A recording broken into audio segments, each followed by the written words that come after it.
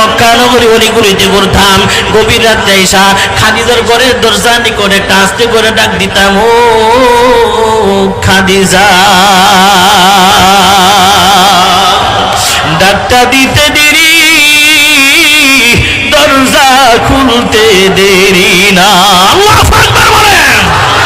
আমি যা জিজ্ঞেস করি, খাদিজা রাতের বেলা কি তুমি ঘুমাও নাই? খাদিজা রাদিয়াল্লাহু তাআলা আনহা বলে, নবী গো কেমনি ঘুমায় থাকি মক্কা নগরে কোন মানুষ যদি নাও জানে, অন্তত আমি খাদিজা ভালো করে জানি আপনার পায়ে পায়ে কদমে কদমে বিপদ। এই জন্য রাহমাতুল লিল আলামিন নবী গো আপনি যখন কালিমার দাওয়াত নিয়া মক্কা নগরে অলি করিতে ঘুরে নগর রহমতের নবী আমার, আমি ঘরের দরজার নিকট হাত কানা এইভাবে রেখা ডাকের অপেক্ষায় থাকি কখন এসে আমার প্রিয় নবী রাহমাতুল লিল আলামিন নবী